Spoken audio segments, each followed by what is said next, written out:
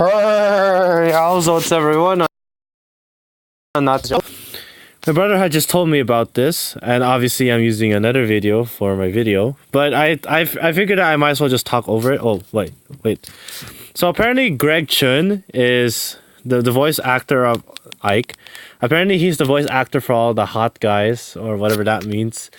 But so far the only one that I know of who's also Greg Chun is Ephraim. So.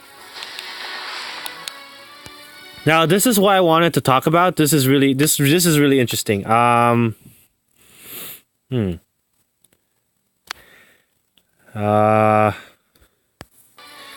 so you can read that for you read that. Okay. Let me go back.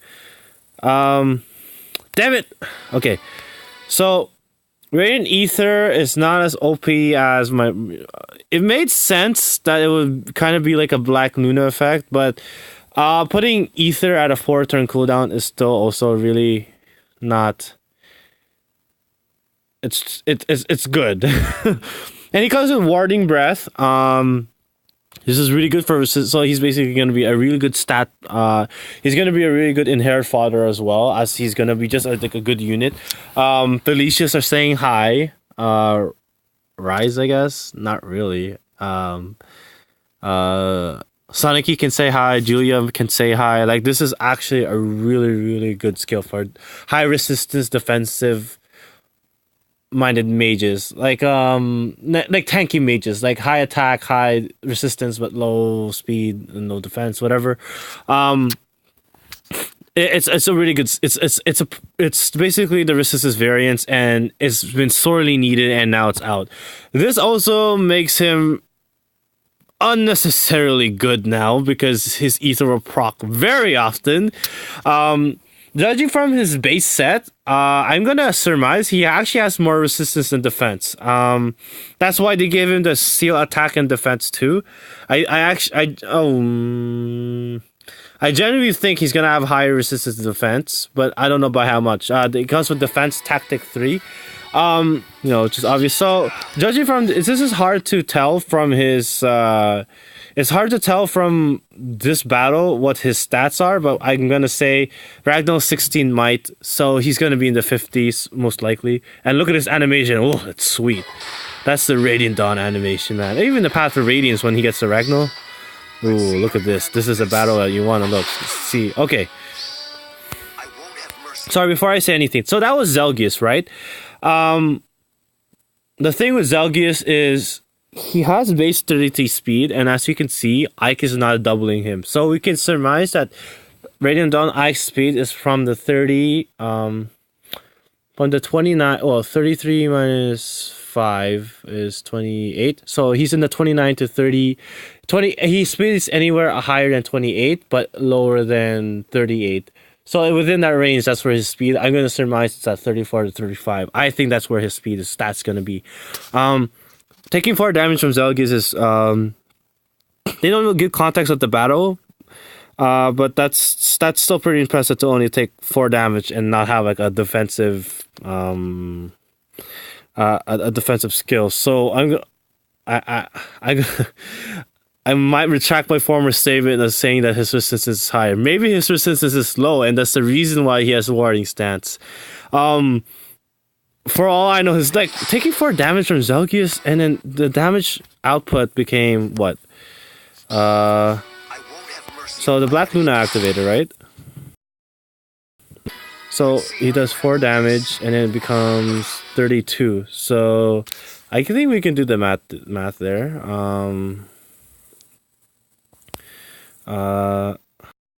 Maybe we could do the math. 4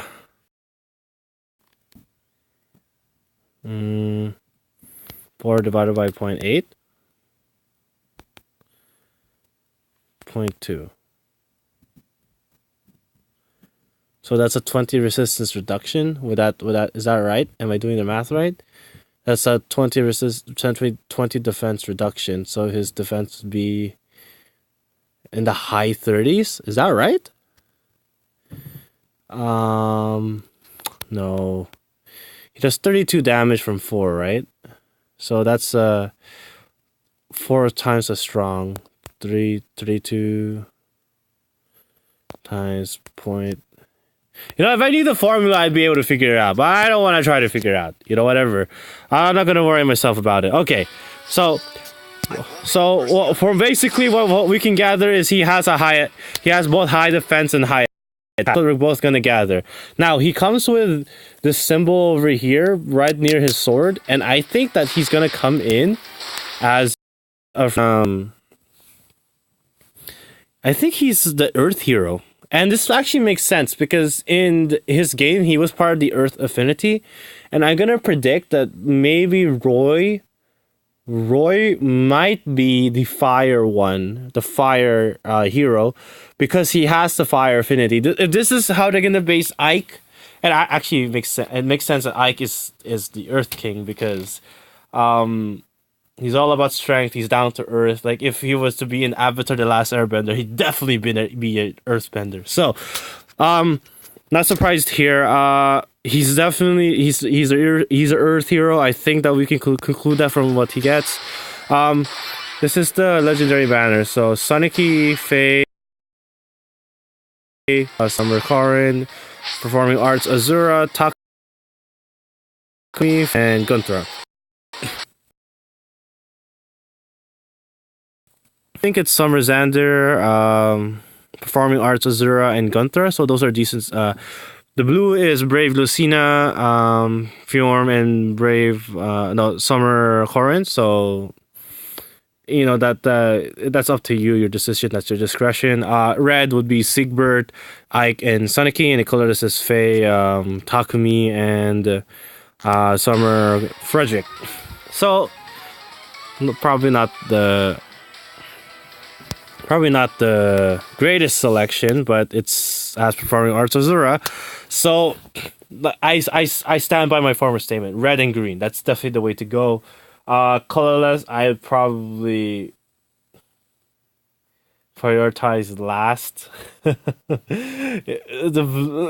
blue units are a lot more worth your time and your orbs and your money. So yeah, that's gonna be everything. That's just my thoughts on Radiant Dawn Ike. I kind of hyped to see what's gonna happen from this point on because this actually they hinted at it by putting the Sarge support stat and the Radiant, but it's really random to me that they picked Radiant Dawn Ike to be a legendary hero because that to me means that they kind of looked at popularity in a certain sense. Because I think he was the number one voted and people were looking for him to come in. So I think popularity might have come in, but it's really random to me that he became their. I thought they would have more in their lore other than putting Ike. It looks like he's gonna be the leader of the Earth Realm whenever he has to face Surtur, and I'm sure he's gonna be able to first Surtur. Maybe he might be the first NPC unit in Fire Emblem Heroes. I don't know. But you know, with that being said, that's everything I've got. Got not much more to say, and I really got to study. Actually, I'm probably not going to study, but you know, whatever. Thank you for watching. Later days.